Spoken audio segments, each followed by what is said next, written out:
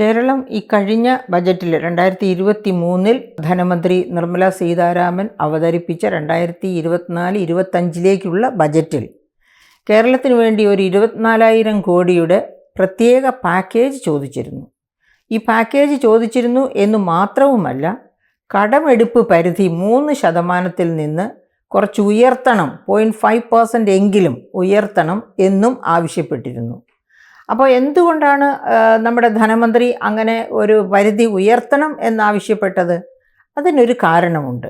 അതായത് കഴിഞ്ഞ 2016-17 മുതൽ കഴിഞ്ഞ ധനവർഷം തീരുന്നതുവരെ Kerala infrastructure investment fund board എന്ന സ്പെഷ്യൽ പർപ്പസ് വെഹിക്കിൾ വഴിയും social security pension fund limited എന്ന സ്പെഷ്യൽ പർപ്പസ് വെഹിക്കിൾ വഴിയും കേരളം കടം കൊണ്ടിരുന്നു. കിഫ്ബി വഴി, അതായത് Kerala infrastructure investment fund board വഴി കടമെടുക്കുന്നത് മൂലധന ചെലവിന് വേണ്ടിയായിരുന്നു. സോഷ്യൽ സെക്യൂരിറ്റി പെൻഷൻ ഫണ്ട് വഴി കടമെടുക്കുന്നത് സോഷ്യൽ സെക്യൂരിറ്റി പെൻഷൻ കൊടുക്കുന്നതിന് വേണ്ടിയുമായിരുന്നു. അപ്പോൾ നമ്മൾ ചോദിക്കും, എന്നിട്ട് എവിടെ ഈ സോഷ്യൽ സെക്യൂരിറ്റി പെൻഷൻ ഫണ്ടിൻ്റെ കടം വാങ്ങിച്ചിട്ടും 5 മാസത്തെ കുടിശ്ശിക കിടക്കുമല്ലേ എന്ന് ചോദിക്കും. അതൊക്കെ ഗവൺമെൻറ് വകമാറ്റി ചെലവഴിച്ചു എന്നാണ് CAG കണ്ടെത്തി പറഞ്ഞിരിക്കുന്നത്. ഒരുപാട് ഫണ്ട് വകമാറ്റി ചെലവഴിച്ചുകൊണ്ടേയിരിക്കുന്നു സംസ്ഥാന ഗവൺമെൻറ് എന്നാണ് CAG അവസാനം പുറത്തുവിട്ട റിപ്പോർട്ടിൽ പറയുന്നത്. എന്നിട്ട് എന്തുകൊണ്ട് കടമെടുക്കാൻ കൂടുതൽ അനുവദിക്കണമെന്ന് ചോദിച്ചിരിക്കുന്നു. കടമെടുക്കാൻ കൂടുതൽ അനുവദിക്കണമെന്ന് ചോദിച്ചതിൻ്റെ കാരണം, അവസാനം നിർമ്മല സീതാരാമൻ ഈ കിഫ്ബി വഴിയും social security pension fund limited വഴിയും എടുത്ത കടം ബജറ്റിനകത്ത് എടുക്കാമെന്ന് പറഞ്ഞ കടത്തിലേക്ക് ഉൾപ്പെടുത്തി. അതായത് ബജറ്റിനകത്ത് 3% GSDPയുടെ സംസ്ഥാന ആഭ്യന്തര മൊത്ത വരുമാനം, അതാണ് ഗ്രോസ് സ്റ്റേറ്റ് ഡൊമസ്റ്റിക് പ്രോഡക്റ്റ് അഥവാ GSDP, ആ GSDPയുടെ 3% കടമെടുക്കാവൂ എന്ന് നിബന്ധനയുണ്ട്. ആ നിബന്ധനയ്ക്കനുസരിച്ച് എടുത്തിരുന്ന കടത്തിലേക്ക് ഇത് അപ്പോൾ കിഫ്ബി വഴിയും സോഷ്യൽ സെക്യൂരിറ്റി പെൻഷൻ ഫണ്ട് വഴിയും കടമെടുക്കുന്നത് സ്പെഷ്യൽ പർപ്പസ് വെഹിക്കിളാണ്, ബജറ്റിന് പുറത്താണ് എന്ന ന്യായവാദമാണ് ഗവൺമെൻറ് നിരന്തരം മുന്നോട്ട് വെച്ചുകൊണ്ടിരുന്നത്. പക്ഷേ ആ ന്യായവാദത്തെ കൺട്രോളർ ആൻഡ് ഓഡിറ്റർ ജനറലും അതുപോലെ തന്നെ റിസർവ് ബാങ്ക് ഓഫ് ഇന്ത്യയും കേന്ദ്ര ധനമന്ത്രിയും 2016-17 ഈ പ്രക്രിയ തുടങ്ങിയ സമയത്ത് തന്നെ ശരിയല്ല, ഇത് ബജറ്റിനകത്ത് തന്നെ വരും, ബജറ്റിന് പുറത്തല്ല എന്ന് പറഞ്ഞിരുന്നു. അതിന് അവർ നിരത്തിയ ജെനുവിനായ കാരണങ്ങളും ഉണ്ടായിരുന്നു, നമുക്ക് ആർക്കും വിശ്വസിക്കാൻ പറ്റുന്ന കാരണങ്ങൾ. എന്തായിരുന്നു ആ കാരണങ്ങൾ? ഒന്ന്, സോവറിൻ ഗ്യാരണ്ടി ഉള്ളത് കൊണ്ടാണ് ഈ പറയപ്പെട്ട കിഫ്ബി ബോണ്ടുകളിൽ നിക്ഷേപിക്കാൻ നിക്ഷേപകർ തയ്യാറാകുന്നത്. സോവറിൻ ബോണ്ട് എന്ന് പറഞ്ഞാൽ എന്താണ്? സർക്കാരാണ് ഗ്യാരണ്ടി. സംസ്ഥാന സർക്കാർ കടക്കണിയിലേക്കോ മറ്റോ പോയാൽ ഇതൊരു ഫെഡറൽ സിസ്റ്റമാണ്. ഈ ഫെഡറൽ സിസ്റ്റത്തിൻ്റെ രീതി അനുസരിച്ച് കേന്ദ്ര ഗവൺമെൻറ് ആ കടം ബെയിൽ ഔട്ട് ചെയ്യേണ്ടി വരും. അപ്പോൾ അങ്ങനെ വരുമ്പോൾ ഒരു തരത്തിലും ഭയക്കേണ്ടതില്ല. അതുകൊണ്ടാണ് കിഫ്ബിയുടെ അക്കൗണ്ടിലേക്ക് ബോണ്ടിലേക്ക് നിക്ഷേപങ്ങൾ വന്നത്. അതുകൊണ്ട് ഇത് ബജറ്റിന് പുറത്തല്ല, ബജറ്റിനകത്താണ്. രണ്ടാമത്തെ ന്യായം, 2016-17 ഈ കിഫ്ബി കൊണ്ടുവന്നപ്പോൾ തന്നെ doctor Thomas Isaac 1% cess petroleum ഉൽപ്പന്നങ്ങളിൽ ചാർത്തിയിരുന്നു. അപ്പോൾ ഈ 1% സെസ് പെട്രോളിയം ഉൽപ്പന്നങ്ങളിൽ ചാർത്തുക എന്ന് പറഞ്ഞാൽ അത് നല്ലൊരു വരുമാനമാണ്. ഈ സെസ് എങ്ങോട്ടാണ് പോകുന്നത്? ഈ സെസ് പോകുന്നത് ട്രഷറിയിലേക്കല്ല, ഖജനാവിലേക്കല്ല, ഇത് കിഫ്ബിയുടെ അക്കൗണ്ടിലേക്കാണ് പോകുന്നത്. അപ്പോൾ നമുക്ക് ആർക്കും മനസ്സിലാവില്ലേ ഈ പറയപ്പെട്ട കിഫ്ബിക്ക് ബജറ്റുമായിട്ടൊരു പൊക്കിൾക്കൊടി ബന്ധം വന്നു എന്ന്? അതാണ് CAG ഒക്കെ ചൂണ്ടിക്കാട്ടിയിരുന്നത്. അപ്പോൾ അത് മാത്രവുമല്ല, ഒരു കാര്യം ഓർക്കണം, ഇന്ധന സെസ് 1% ഇന്ധന സെസ് എന്ന് പറഞ്ഞാൽ അതത്ര ചെറിയ സെസ് അല്ലെന്ന് ഓർക്കണം. ചെറിയ എമൗണ്ട് അല്ല അത് കൊണ്ടുവരിക. കാരണം എന്താണ് ഞാൻ അങ്ങനെ പറയാൻ? ഇന്ത്യയിൽ 1000 പേർക്ക് 18 വാഹനങ്ങളേ ഉള്ളൂ ശരാശരി, മറിച്ച് കേരളത്തിൽ 466 വാഹനങ്ങൾ. നിങ്ങൾ ഇന്ന് തന്നെ ഒന്ന് വെബ്സൈറ്റിൽ നോക്കിക്കോളൂ, സംശയമുണ്ടെങ്കിൽ. കേരളത്തിൽ ശരാശരി 1000 പേർക്ക് 466 വാഹനങ്ങളുണ്ട്. വാഹനങ്ങൾ മേടിച്ച് വെറുതെ കാർ പോർച്ചിൽ ഇട്ടേക്കുകയല്ലോ, അത് ഓടിക്കുമല്ലോ. 2 വീലർ ആകട്ടെ, 3 വീലർ ആകട്ടെ, 4 വീലേഴ്സ് ആകട്ടെ, എന്താണെങ്കിലും അത് ഓടിക്കും. അപ്പോൾ ഇന്ധനം അടിക്കും, ഇന്ധനത്തിന് സെസ് കൊടുത്തേ പറ്റൂ. ആ സെസ് കിഫ്ബിയുടെ അക്കൗണ്ടിലേക്കാണ് പോകുന്നത്. ഓർമ്മിക്കണം, അമേരിക്കയിൽ പോലും നമുക്കിവിടെ 466 ഉള്ളപ്പോൾ അമേരിക്കയിൽ പോലും 1000 പേർക്ക് 535 വാഹനങ്ങളേ ഉള്ളൂ കേട്ടോ. അപ്പോൾ കേരളം വാഹനത്തിൻ്റെ കാര്യത്തിൽ അമേരിക്കയോട് അടുത്ത് വരികയാണ്. അപ്പോൾ അങ്ങനെയുള്ള കേരളത്തിലാണ് ബുദ്ധിമാനായ തോമസ് ഐസക്ക് 1% സെസ് ഇട്ടത്. എവിടെ? ഇന്ധനത്തിൽ. ആ സെസ് എന്നിട്ട് അദ്ദേഹം ഡയറക്റ്റ് ചെയ്തതോ കിഫ്ബിയുടെ അക്കൗണ്ടിലേക്ക്. എന്നിട്ട് പറയുക കിഫ്ബി ബജറ്റിന് പുറത്താണെന്ന്. നമുക്ക് ആർക്കും വിശ്വസിക്കാൻ പറ്റില്ല. ഇനിയുമുണ്ട് മൂന്നാമത് ഒരു കാരണം കൂടി. എന്താണ്? മോട്ടോർ വെഹിക്കിൾ ടാക്സിൻ്റെ 50% നികുതി നേരെ പോകുന്നത് കിഫ്ബിയുടെ അക്കൗണ്ടിലേക്ക്. പറഞ്ഞല്ലോ, മോട്ടോർ വെഹിക്കിൾസിൻ്റെ ഡെൻസിറ്റി ഏറ്റവും കൂടുതലുള്ള സംസ്ഥാനമാണ് കേരളം.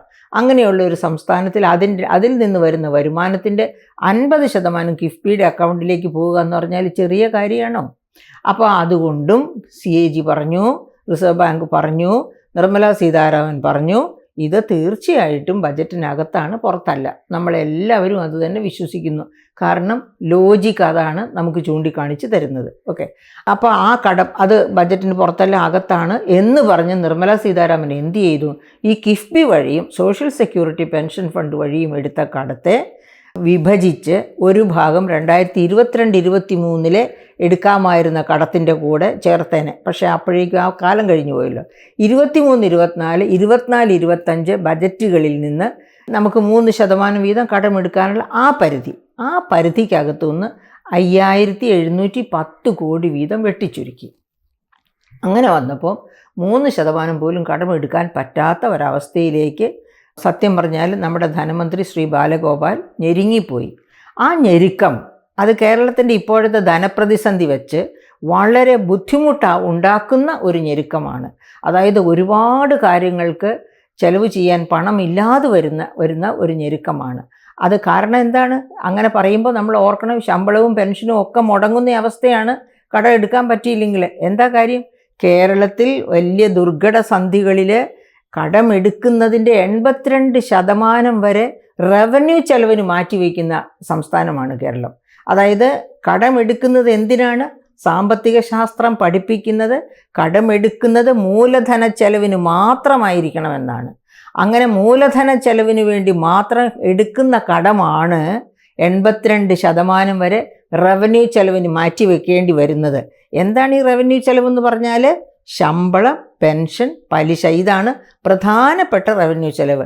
പിന്നെ സെക്രട്ടേറിയറ്റും അതുപോലെയുള്ള ഗവൺമെൻറ് ഓഫീസുകളുടെയൊക്കെ നിത്യനിദാന ചെലവുകൾ, അങ്ങനെ വേറെ ഒത്തിരി ചെലവുകൾ വരും അതിനകത്ത്. അതായത് മിസലേനിയസ് ചെലവുകൾ ധാരാളം വരും.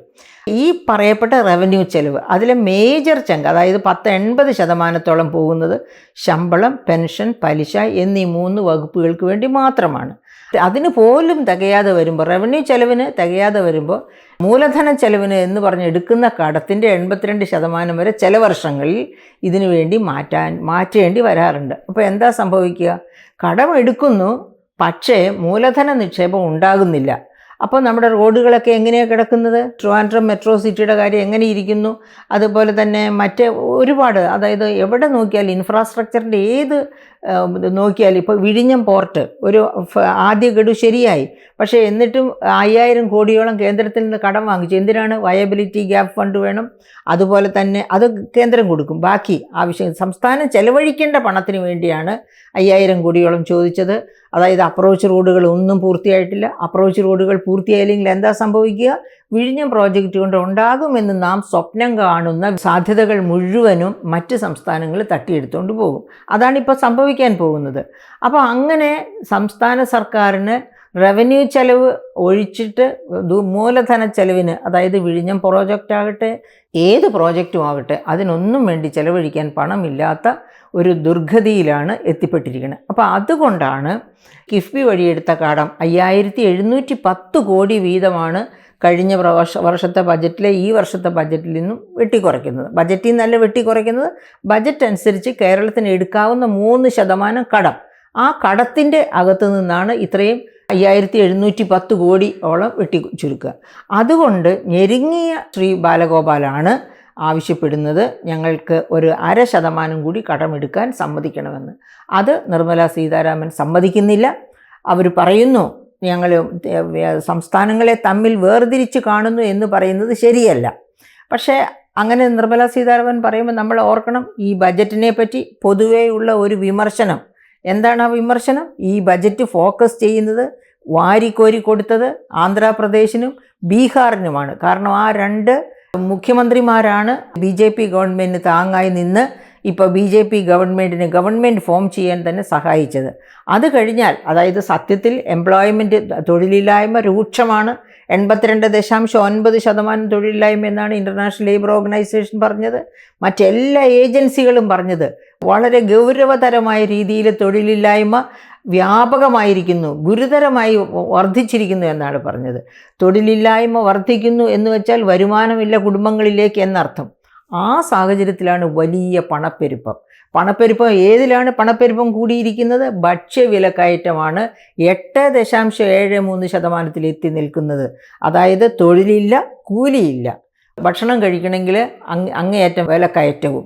ഇങ്ങനെ ഞെരുങ്ങുകയാണ് ഈ ഇന്ത്യയിലെ ബഹുഭൂരിപക്ഷം ജനങ്ങളും. അത്തരം ഒരു സാഹചര്യത്തിൽ ഈ രണ്ട് സംസ്ഥാനങ്ങൾക്ക് കൂടുതൽ ഫോക്കസ് കൊടുത്തതും കൂടുതൽ പണം കൊടുത്തതും ശരിയാണ് എന്ന് നമുക്ക് ഒരിക്കലും അംഗീകരിക്കാൻ പറ്റില്ല.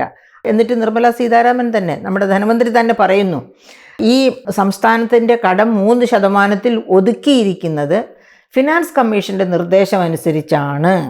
ശരിയാണ്, ഫിനാൻസ് കമ്മീഷൻ്റെ നിർദ്ദേശമനുസരിച്ചാണ്, നമുക്ക് സമ്മതിക്കാം. അതായത് 1997-98 5ാം ശമ്പള പരിഷ്കരണം അനുസരിച്ച് മറ്റ് സംസ്ഥാനങ്ങളെല്ലാം ശമ്പള പരിഷ്കരണത്തിലേക്ക് പോയി. അതിൻ്റെ ഫലമായി എല്ലാ സംസ്ഥാനങ്ങളിലും ധനപ്രതിസന്ധി രൂക്ഷമായി. ആ സമയത്താണ് ഫിനാൻസ് കമ്മീഷൻ്റെയും കൂടി ഉപദേശമനുസരിച്ച് government of India fiscal responsibility and budget management act കൊണ്ടുവരുന്നത്. ആ ആക്റ്റാണ് എന്ത് പറയുന്നത്? GSDPയുടെ 3% ഒരു വർഷം ഒരു സംസ്ഥാനം കടമെടുക്കാവൂ എന്ന് ഇൻസിസ്റ്റ് ചെയ്യുന്നത്. ആ 2002 ആക്ട്, അത് BJP ഗവൺമെൻറ്റാണ് ആക്ട് കൊണ്ടുവന്നത്. 2003 എല്ലാ സംസ്ഥാനങ്ങളിലും അത് പാസ്സാക്കി. അതും BJP ഗവൺമെൻറ് കേന്ദ്രം ഭരിക്കുന്ന സമയത്താണ്. അപ്പോൾ പക്ഷേ കേന്ദ്രത്തെ നമുക്ക് കുറ്റം പറയാൻ ഒക്കില്ല. അന്ന് അങ്ങനെ ഒരു ആക്ട് കൊണ്ടുവന്നത് കൊണ്ടാണ് ഇന്ത്യ കടക്കണിയിലേക്ക് പോകാത്തത്. കാരണം സംസ്ഥാനങ്ങൾ അല്ലെങ്കിൽ തോന്നിയതുപോലെ കടമെടുത്ത് ഇന്ത്യ വീണ്ടും കടക്കണിയിലേക്ക് പോയേനെ, 1990-91 സംഭവിച്ചതുപോലെ. അപ്പോൾ അങ്ങനെ കടക്കണിയിലേക്ക് പോകാതിരിക്കാനാണ് ഈ 3% എന്ന് ഇൻസിസ്റ്റ് ചെയ്തത്. മാത്രവുമല്ല, സഞ്ചിത കടം 29%, GSDPയുടെ 29% ആകാവൂ എന്നുണ്ട്. എന്നിട്ട് കേരളത്തിൻ്റെ സഞ്ചിത കടം 1920-21 മുതൽ ഇങ്ങോട്ടുള്ള എല്ലാ വർഷവും നിങ്ങൾ ബജറ്റിൻ ബ്രീഫ് ഒന്ന് പരിശോധിക്കുക, അത് 35% മുകളിലാണ്. സഞ്ചിത കടം 29% നിജപ്പെടുത്തണമെന്ന് പറഞ്ഞ സഞ്ചിത കടത്തിനകത്ത് കിഫ്ബിയും SSLP ഒന്നും വരുന്നില്ല കേട്ടോ. അങ്ങനെ ബജറ്റിനകത്ത് എടുക്കുന്ന കടം എന്ന് ഗവൺമെൻറ് അംഗീകരിക്കുന്ന ആ കടം 35% മുകളിലാണ്, 36, 38 ഈ തരത്തിലൊക്കെയാണ്. ആ സാഹചര്യത്തിൽ കേരളം കടക്കണിയിലേക്ക് പോകുന്നു എന്ന് reserve bank of India, rating ഏജൻസീസൊക്കെ റേറ്റിംഗ് കുറച്ചു. അങ്ങനെയുള്ള ഒരു സാഹചര്യത്തിലാണ് നിർമ്മല സീതാരാമൻ ഇങ്ങനത്തെ ഒരു കടുത്ത തീരുമാനമെടുത്തത്. അതിനവരെ നമുക്ക് കുറ്റപ്പെടുത്താൻ പറ്റുകയില്ല. അപ്പോൾ ഈ കുറ്റപ്പെടുത്താൻ പറ്റുകയില്ല എന്നുള്ളത് ശരി തന്നെയാണ്. പക്ഷെ അവർ പറഞ്ഞ ഒരു കാര്യത്തിൽ നമുക്ക് വിയോജിപ്പ് കാണിച്ചേ പറ്റൂ. എന്താണ് ആ ഒരു കാര്യം എന്ന് പറയുന്നത്? ഈ ബീഹാറിനും ആന്ധ്രയ്ക്കും വാരിക്കോരി കൊടുത്തതിനെ അവർ കൂടുതൽ കൊടുത്തില്ല എന്ന് പറഞ്ഞ് ന്യായീകരിക്കുന്നത് ഫിനാൻസ് കമ്മീഷൻ്റെ നോംസ്, അതായത് ഫിനാൻസ് കമ്മീഷൻ ഡെവല്യൂഷന് ചില നോംസ് ഉണ്ട്. അതിലെ ഒരു നോം ആണ് ഇൻകം ഡിസ്റ്റൻസ്. അതായത് സംസ്ഥാനങ്ങൾക്ക് അവരുടെ ഈ ഡെവല്യൂഷൻ, അത് സെൻട്രൽ പൂളിൽ നിന്ന് ഫണ്ട് അനുവദിക്കുമ്പോൾ ഉള്ള മാനദണ്ഡങ്ങൾ, അതിലെ ഒരു മാനദണ്ഡമാണ് ഇൻകം ഡിസ്റ്റൻസ് എന്ന മാനദണ്ഡം. എന്താണ് ആ മാനദണ്ഡം? ആ മാനദണ്ഡം ഏറ്റവും കുറവ് പെർ ക്യാപിറ്റ ഇൻകം ഉള്ള സംസ്ഥാനം, അതായത് ഏറ്റവും കൂടുതൽ പെർ ക്യാപിറ്റ ഇൻകം ഉള്ള സംസ്ഥാനവും ഏറ്റവും കുറവ് പെർ ക്യാപിറ്റ ഇൻകവും ഉള്ള സംസ്ഥാനവും തമ്മിൽ താരതമ്യം ചെയ്ത് ഏറ്റവും കുറവ് പെർ ക്യാപിറ്റ ഇൻകം ഉള്ള സംസ്ഥാനത്തിന് 40%. അതായത് 100 വെയിറ്റേജ് ഇട്ടാൽ അതിലെ 40 വെയിറ്റേജ് ഒറ്റയടിക്ക് പോകുന്നത് അങ്ങനെയുള്ള പൂവർ സ്റ്റേറ്റിനാണ്. അങ്ങനെയുള്ള പൂവർ സ്റ്റേറ്റിനായിട്ട് ആ പ്രയോജനം അനുഭവിച്ചുകൊണ്ടിരിക്കുന്ന സംസ്ഥാനമാണ് ബീഹാർ. അപ്പോൾ ബീഹാറിന് ആ പ്രയോജനം കൊടുത്തുകൊണ്ടിരുന്നിട്ടും എന്തുകൊണ്ട് ബീഹാർ ഡെവലപ്പ് ആകുന്നില്ല? അത് കേരളം പോയി അവരെ ഉപദ്രവിച്ചിട്ടല്ല, മറ്റേതെങ്കിലും സംസ്ഥാനം അവരെ വെട്ടിപ്പിടിച്ചിട്ടല്ല, അവരുടെ സ്വന്തം കയ്യിലിരിപ്പ് കൊണ്ടാണ്. അതായത് രാഷ്ട്രീയ പാർട്ടികൾ ജെയിംസ് ഓട്ടീസൺ പറഞ്ഞതുപോലെ പ്രൈഡ്, ഗ്രീഡ്, ലസ്റ്റ്, റാത്ത്, ഇങ്ങനെയുള്ള പല തിന്മകളുണ്ട്. 7 പാപങ്ങൾ, സാമ്പത്തിക പാപങ്ങൾ, രാഷ്ട്രീയ നേതാക്കന്മാർ, ഭരണകർത്താക്കളെ ഗ്രസിക്കുന്ന 7 പാപങ്ങളെപ്പറ്റി ജെയിംസ് ഓട്ടീസൺ പറഞ്ഞിട്ടുണ്ട്. അദ്ദേഹത്തിൻ്റെ 7 ഡെഡ്ലി എക്കണോമിക് സിൻസ് എന്ന ഗ്രന്ഥത്തിൽ 2020 പബ്ലിഷ് ചെയ്ത പുസ്തകത്തിൽ. അതായത് പ്രൈഡ് എന്ന് പറഞ്ഞാൽ അഹങ്കാരം, ഗ്രീഡ് എന്ന് പറഞ്ഞാൽ ആർത്തി, ലസ്റ്റ് എന്ന് പറഞ്ഞാൽ കാമം, ഗ്ലൂട്ടണി എന്ന് പറഞ്ഞാൽ അത്യാർത്തി, അതുപോലെ സ്ലോത്ത് എന്ന് പറഞ്ഞാൽ അലസത, റാത്ത് എന്ന് പറഞ്ഞാൽ കോപം, ഉഗ്രകോപം. ഇതൊക്കെ പിടിപെടുന്നു ഈ രാഷ്ട്രീയ പാർട്ടികൾക്ക്. അങ്ങനെ പിടിപെടുന്നത് കൊണ്ടാണ് എത്ര കൊടുത്താലും അത് ജനങ്ങളുടെ നന്മയ്ക്ക്, ജനങ്ങളുടെ വികസനത്തിന് പ്രയോജനപ്പെടാത്തത്. അപ്പോൾ അങ്ങനെയുള്ള സംസ്ഥാനങ്ങൾക്ക് പിന്നെയും പിന്നെയും കൂടുതൽ കൊടുക്കുന്നതിൽ അർത്ഥമില്ല. അങ്ങനെ കൊടുക്കുന്നുവെങ്കിൽ അതെങ്ങനെ ചെലവഴിക്കണമെന്ന് ഇൻസിസ്റ്റ് ചെയ്യാനും അതിൻ്റെ റിസൾട്ട് ജനമുമ്പാകെ കാണിക്കാനുമുള്ള ഉത്തരവാദിത്വം കൂടി അവർക്കുണ്ട്. അതും കൂടി അവരെ പഠിപ്പിച്ചിട്ട് വേണം അവർക്ക് കൂടുതൽ കൂടുതൽ കൊടുക്കാൻ. അപ്പോൾ ഉള്ളതിൽ നിന്നെടുത്ത് ഈ ബീഹാറിന് കൊടുത്തതിനെ ന്യായീകരിക്കാനോ ആന്ധ്രാപ്രദേശിന് കൊടുത്തതിനെ ന്യായീകരിക്കാനോ നിർമ്മലാ സീതാരാമൻ പോകുമ്പോൾ കേരളം ചോദിക്കുന്നതിനെയും ന്യായീകരിക്കാനും കേരളത്തിന് കൊടുക്കാനും അവർക്ക് ഉത്തരവാദിത്വമുണ്ട്. കാരണം കേരളം ശരിക്കും ധനപ്രതിസന്ധിയിലാണെന്ന് സുപ്രീം കോടതിയിലേക്കുള്ള കേസ് കൊണ്ട് തന്നെ അറിയിച്ചിട്ടുണ്ട്, കേന്ദ്രത്തിനും അറിയാം.